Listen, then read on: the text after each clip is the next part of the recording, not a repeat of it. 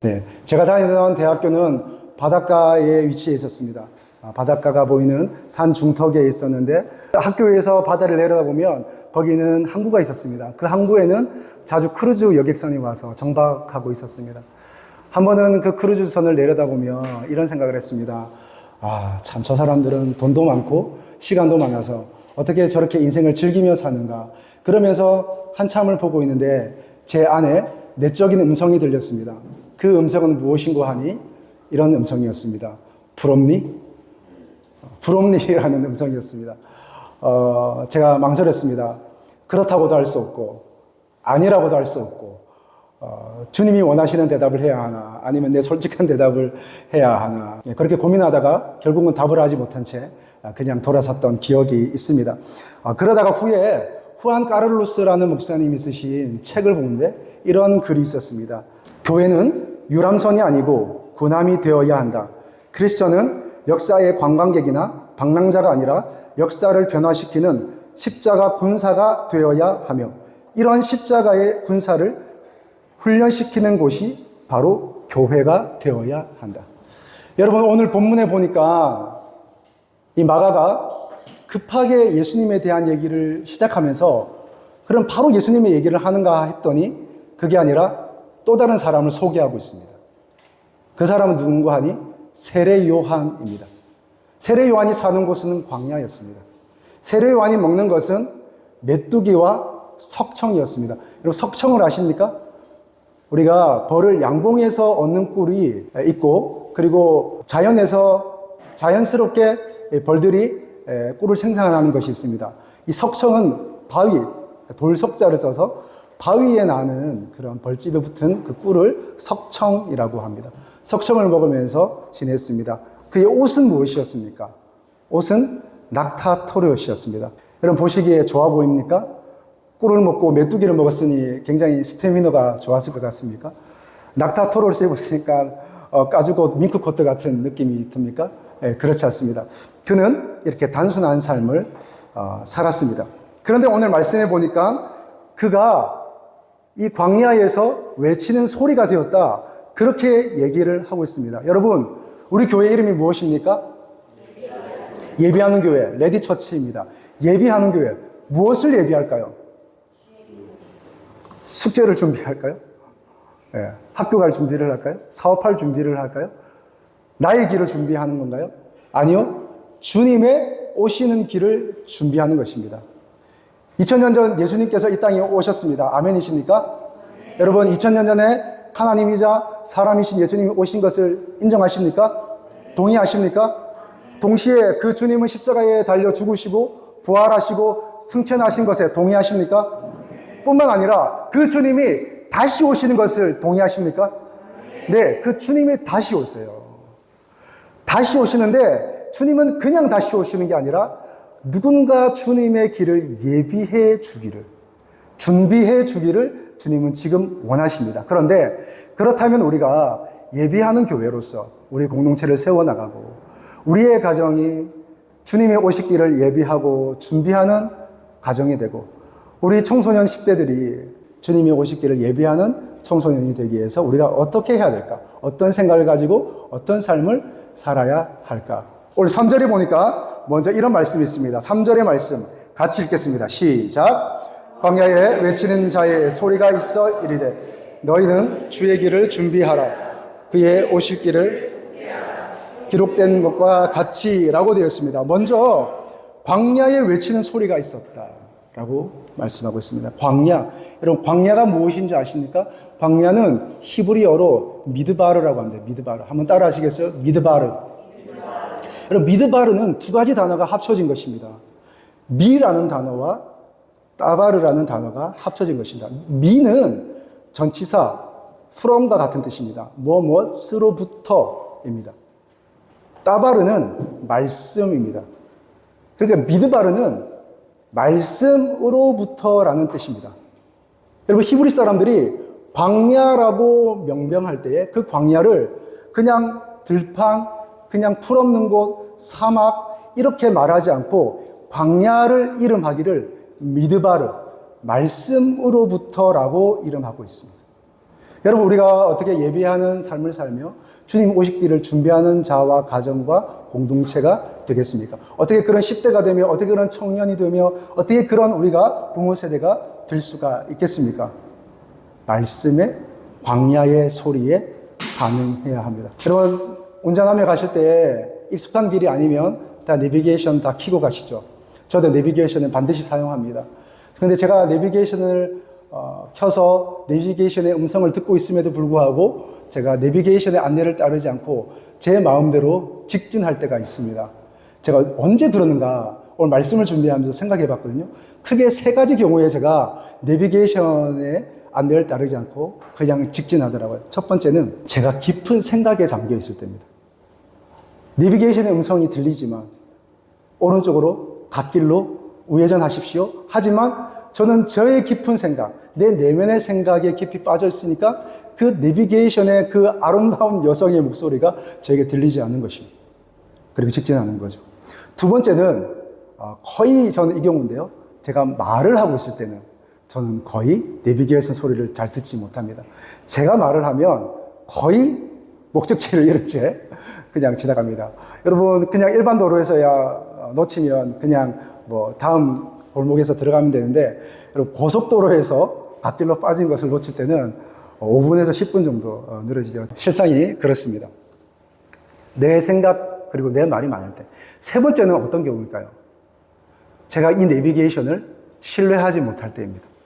내가 내 내비게이션을 믿지 못할 때죠. 여러분, 그럴 때 있지 않으세요? 왜 여기로 안내하지?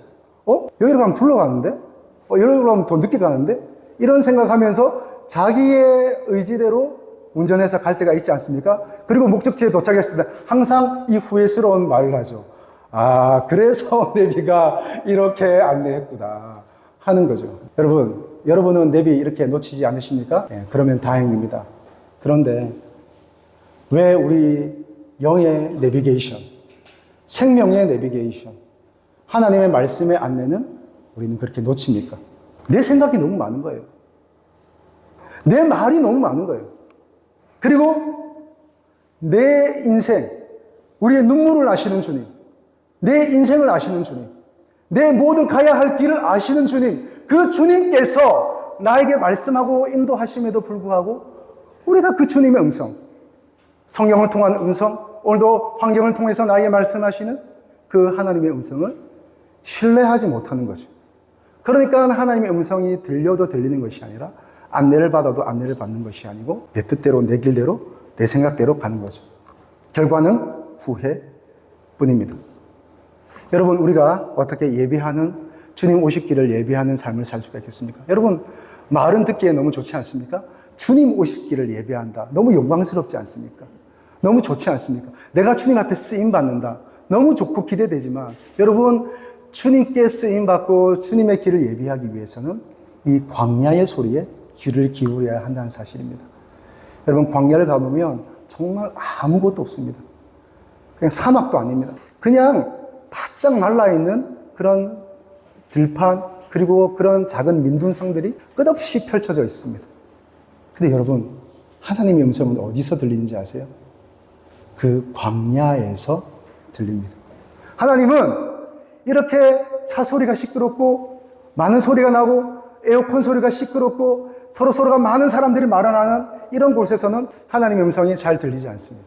광야와 같이 아무도 없는 골방에 들어가 하나님 무릎을 꿇고 하나님 말씀해 주십시오 라고 무릎을 꿇을 때 비로소 하나님의 음성은 들리기 시작하는 것이죠. 사랑하는 여러분, 광야의 소리에 반응하시기를 축복합니다. 그렇게 할 때 우리는 하나님 앞에 서는 자가 되는 것이죠. 자, 두 번째, 하나님은 사람을 사용하십니다. 하나님은 사람을 사용하십니다. 자, 2절의 말씀 읽겠습니다. 2절의 말씀입니다. 시작.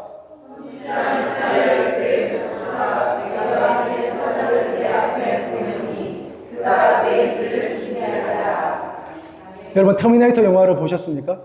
터미네이터 1을 보셨습니까? 터미네이터가 어떻게 옵니까? 큰 트럭 뒤에서 마치 번개와 진동에 의해서 그냥 마치 박혁거새도 아닌데 알 같은 것이 나오면서 그 광선 안에서 이 터미네이터가 웅크리고 있다가 이렇게 일어납니다. 생각해 보지 않으셨어요? 예수님도 그렇게 올 수 있지 않았을까? 예수님도 터미네이터 같이 모든 전기를 통해서 오진 않아도 성인의 모습으로 올 수 있지 않았을까요? 그런데 예수님은 그 성인의 모습으로 오지 않고 마리아의 몸을 사용하십니다. 마리아의 몸을 통해서 잉태되어, 그러니까 임신되어 이 땅 가운데 나타나십니다. 사람을 사용하시는 것이죠. 예수님은 그냥 올 수도 있었지만 아브라함과 다윗의 자손이라는 그 다윗의 혈통을 사용하십니다. 여러분 마태복음 1장을 읽어보셨습니까? 그 마태복음 1장에는 수많은 왕들의 이름과 족보가 나옵니다. 왜 그 족보를 기록해 놓았을까요? 그 족보에는 여러분 그 족보에 어울리지 않는 사람도 많습니다. 악한 왕도 있고요. 그리고 이스라엘 백성이 아닌 이방의 여인들도 거기에 있습니다. 그런데 마태복음에 왜 그 수많은 사람들의 이름을 써놓았을까요? 그것은 하나님이 예수님이 오시는 그 길에, 그 역사 속에 그 수많은 왕들, 죄를 지었던 왕들, 연약한 왕들, 하나님을 의지할 수밖에 없었던 그 왕들, 이방인이었던 사람들, 그리고 그 당시에는 제대로 사람 취급도 받지 못했던 그 여인들을 사용하셔서 예수님이 오셨다는 것을 그 족보는 이야기하고 있습니다. 사랑하는 여러분, 하나님이 오늘 우리를 사용하십니다. 할렐루야. 하나님은 오늘 여러분을 사용하기를 원하세요. 사랑하는 우리 다음 세대들을 사용하기를 주님은 원하고 계세요. 청년들을, 우리 청소년들을 하나님 사용하기를 원하세요. 여러분, 우리의 삶을 주님께 내어드릴 수 있기를 바랍니다. 그래서 제가 드리고 싶은 말씀은 이것입니다. 우리의 인생은 이것이 전부가 아니라는 겁니다. 여러분, 여러분의 인생에 상당히 만족하지 않으세요? 여러분, 지금 아마 앙케이트 조사를 해보면 아마 60% 이상은 만족하실 겁니다. 좀 부족한 부분이 있고 앞으로 좀 바뀌었으면 좋겠다는 부분이 있겠지만 여러분, 대부분 여러분의 인생에 이 정도의 가정에 어느 정도 만족하실 겁니다. 근데 여러분, 우리의 인생은 이것이 전부가 아니라는 거예요. 우리가 어쩌면 만족한다는 말도 사용하는 것을 우리가 조심해야 될지도 몰라요. 하나님은 우리를 어떻게 생각하시는가? 하나님은 우리 인생에 대해서 어떤 계획을 가지고 계시는가? 우리는 하나님 여기서 좋습니다. 이쯤이면 됐습니다. 하나님 여기서 그냥 조금 더 우리가 더 신앙생활을 하는 가정이었으면 좋겠습니다. 라고 생각할지 모르지만 아니요. 하나님은 다르게 생각할 수 있습니다. 하나님은 우리의 인생을 여기서 스톱시키고 이까지만 성장시키는 것이 아니라 하나님은 우리의 가정을 더 성장시키고 더 일으키시고 더 부어주시고 더 충만하게 하시고 더 기름 부어주셔서 우리의 가정을 사용하기를 원하세요. 우리 각 개인을 사용하기를 원하세요. 사랑하는 여러분, 우리의 삶을 주님께 내어드릴 수 있기를 축복합니다. 처음 오셨던 예수님은 다시 오십니다. 그 다시 오실 때에 오늘 하나님은 사람을 찾으십니다. 누가 우리를 위하여 갈고 그렇게 이사야에게 말씀하셨던 하나님은 오늘 우리에게도 말씀하십니다. 누가 우리를 위하여, 누가 하나님을 위하여, 누가 주님의 다시 오실 길을 위하여 준비하고 예비하여 훈련받고 쓰임받을 것인가? 주님 오늘 여러분에게 질문하십니다. 여러분 그 질문에 뭐라고 대답하시겠습니까? 아니요 주님, 저는 여기서 만족합니다. 이만하면 됐습니다. 그렇게 하시겠습니까? 아니면 주님, 제가 순종하겠습니다. 주님께서 나를 사용하여 주옵소서. 하나님의 성령을 부어주시고 하나님의 기름을 부어주시고 하나님의 말씀을 충만하게 해주시고 주님의 영향력을 저에게 주셔서 하나님 연약할지라도 부족할지라도 하나님의 영향력을 끼치며 주님의 오실 길을 준비하는 이 사회 가운데, 이 시대 가운데 하나님의 나라를 도렇게 하는 사람으로 쓰임받게 하여 주옵소서. 이것이 저와 여러분의 기도가 되기를 주님의 이름으로 축복합니다. 아멘. 아멘이십니까? 여러분 큰 소리로 아멘 하십시오. 그렇게 되기를 축복합니다. 아멘. 그래서 우리가 어떻게 살아야 하는가? 단순한 삶을 살아야 하겠습니다. 여러분 보십시오. 6절의 말씀입니다. 6절의 말씀 같이 읽겠습니다. 시작. 요한은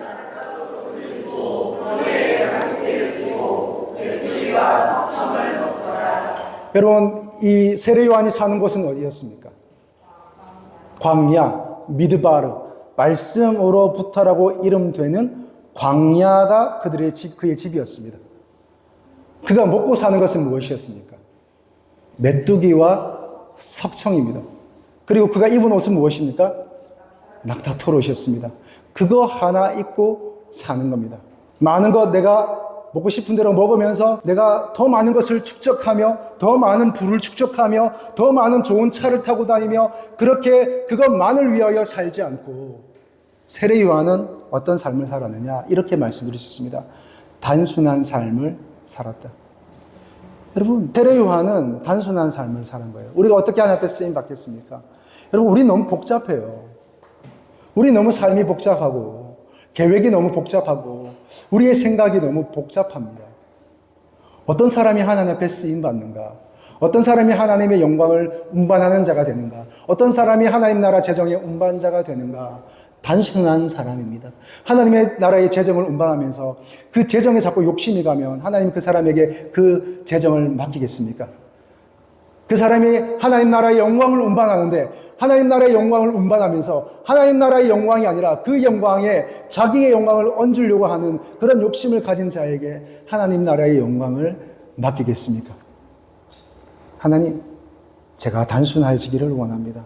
너무 복잡하지 않고 너무 많은 생각을 하지 않고 하나님께 단순하여 하나님, 내가 이 세례 요한처럼 쓰임받기를 원합니다.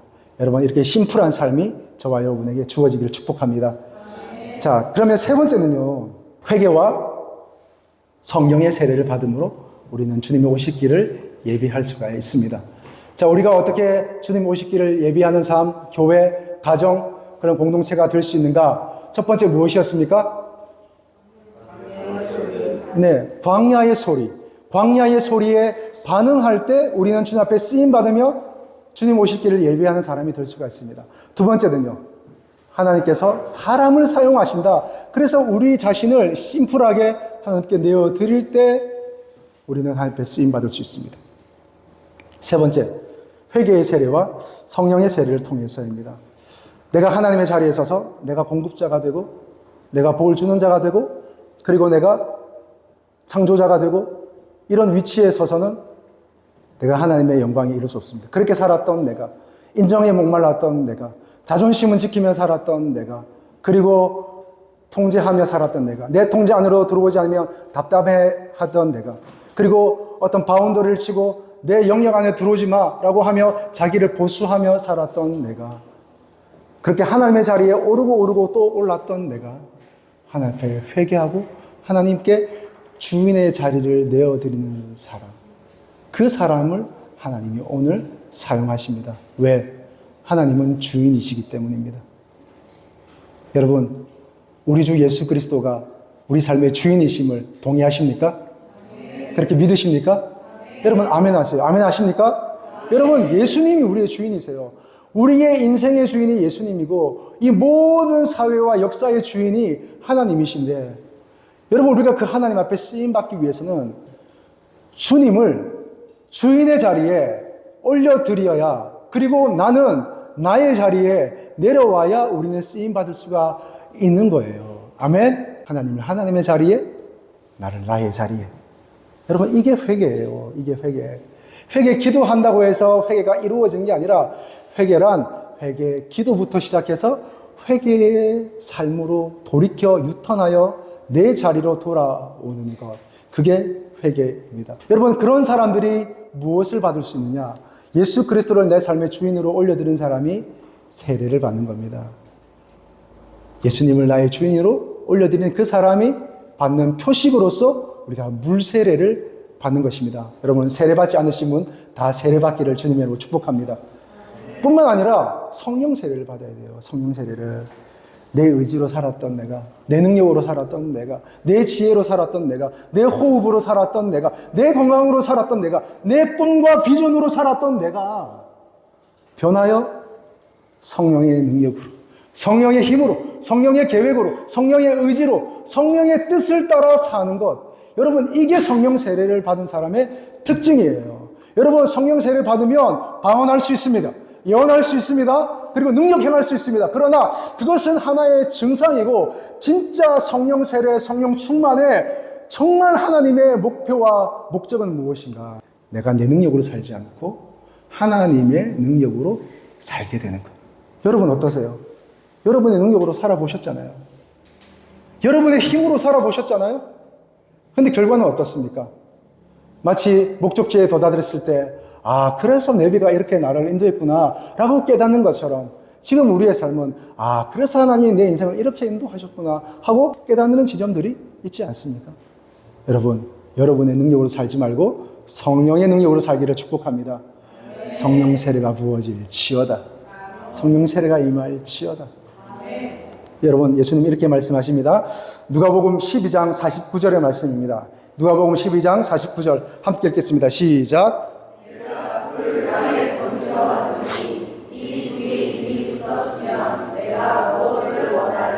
예수님이 왜 이 땅에 오셨다고요? 불을 던지러 오신 거예요. 성령의 불, 능력의 불, 은혜의 불, 변화의 불, 하나님 나라의 불. 그 불을 던지러 왔어요. 그런데 우리는 그 성령의 불을 받지 않고 가끔 다른 불을 받죠. 속에 천불이라고. 성령의 불이 충만해야 되는데, 성령의 불이 뜨거워야 되는데 속에 천불이 충만해갖고 날마다 우리는 화를 내며 이 화와 불만과 불평 속에 우리 자꾸 옆 사람 칠 거 없습니다. 내가 그런 사람이죠. 여러분, 주님 불 던지러 오신 줄로 믿으시기 바랍니다. 그 불을 받으시기를 바랍니다. 여러분, 무슨 불로 살아가시겠어요? 전기불로 살아가시겠어요? 아니면 내 아이디어의 불로 살아가시겠어요? 성령의 불로 살아가시기를 주님으로 축복합니다. 성령의 불이 임할지어다. 여러분, 성령은 히브리어로 루아흐라고 합니다. 루아흐. 루아흐는 바람, 호흡, 이런 뜻이 있습니다. 그래서 여러분, 우리가 숨을 마시며 주님, 주님의 호흡이 우리 가운데 들어오십시오.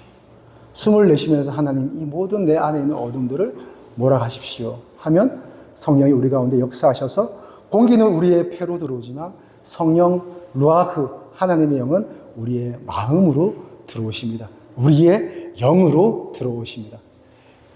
눈을 한번 감아보시겠어요?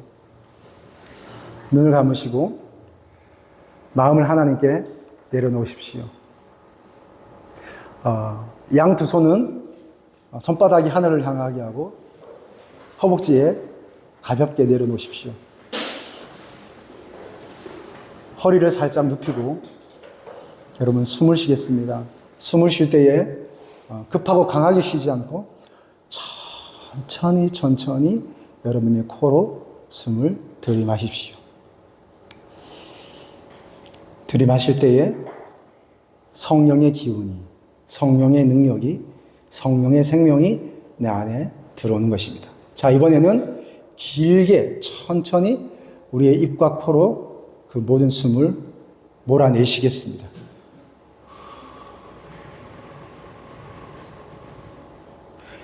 이렇게 호흡을 내뱉을 때에 내 안에 있는 어둠이, 내 안에 있는 내 자아가, 내 안에 있는 모든 불평과 원망과 시비와 악한 것들이 이 호흡을 통해서 나가게 되는 것이죠. 불순종이 떠나가고 하나님 나라가 우리 가운데 임하는 것입니다. 우리가 다시 한번 하겠습니다. 숨을 들여 마십시오. 숨을 들이마시세요. 다시 코와 입으로 천천히 내뱉습니다.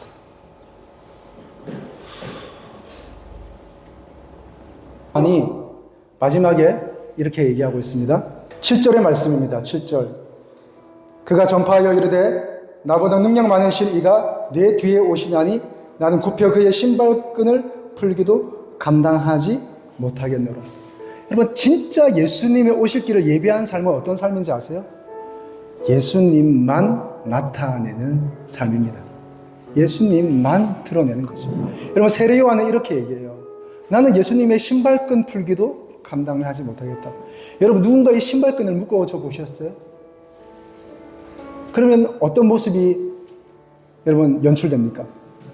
그 신발끈을 묶는 사람은 무릎을 꿇을 수밖에 없어요. 그리고 그 신발끈을 묶어주기 위해서, 그리고 무릎 꿇는 그 사람, 그리고 신발끈 묶음을 당하는 사람, 어떤 주인과 같은 사람은 어떤 모습입니까? 그 사람의 얼굴은 보이죠. 그러나 그 신발끈을 묶는 사람의 모습은 무엇이 보입니까? 얼굴이 보이지 않습니다. 그의 앞이, 그의 눈빛이 보이지 않습니다. 그의 뒷모습만 보일 뿐입니다. 여러분, 예수님이 오실 길을 예비한다는 것, 준비한다는 것, 하나님 앞에 쓰임 받는다는 것, 우리가 예수님 중심으로 산다는 것은 어떤 건지 압니까? 나는 그저 주님의 신발끈을 붙잡고 나는 그저 뒷모습만 보여도 만족하는 겁니다.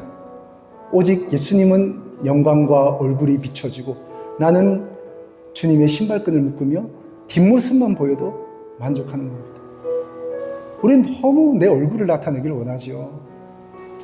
그러니까 우리의 삶이 버거운 겁니다.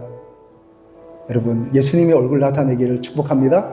여러분, 오래전에 알렉산더라는 대왕이 이 고대 근동을 제패하고 아까운 나이에 죽게 됩니다. 그러면서 그는 이런 이야기를 합니다. 내가 만약 죽게 되면 내 관 좌우에 구멍을 뚫어라.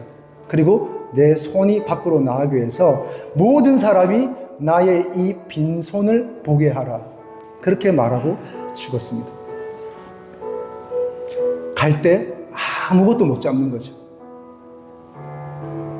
여러분, 우리가 무엇을 잡아야 하겠습니까? 예수님을 잡아야 하는 거죠. 여러분, 우리가 죽을 때 다 놓고 가는 것인데 그 놓고 갈 것 아동바동하며 잡고 갈 게 아니라 예수님 잡으시길 주님 이름으로 축복합니다. 예수님 잡으세요. 예수님. 내 생명 되신 예수님, 진짜 내 삶의 주인 되신 예수님, 진짜 나에게 능력 되시는 예수님, 진짜 모든 것을 아시는 예수님, 내 삶을 정말 내 삶답게 인도하고 부어줄 수 있는 그 예수님 잡고 승리하기를 주님 이름으로 축복합니다. 제가 말씀을 준비하면서 계속 제 마음에 이 찬양이 제 마음에 되뇌었습니다. 하나님, 우리를 사용하소서. 주님 우리를 어떻게 사용하실까? 각 개인을 어떻게 사용하실까? 여러분, 어떻게 주님 앞에 쓰임 받으시겠어요? 어떻게 주님 앞에 쓰임 받으시겠습니까? 저 같은 목회자가 되시겠습니까? 갑자기 선교를 떠나서 선교사가 되시겠습니까? 어떻게 주님 앞에 쓰임 받으시겠습니까? 여러분, 각자의 삶의 영역 속에서도 하나님께 쓰임받고 하나님께 사용하신 영역이 있겠지만 저는 오늘 하나님이 이 시대에 교회를 사용하신다고 믿습니다. 하나님은 교회를 사용하세요. 교회를 통하여 하나님의 일을 하세요.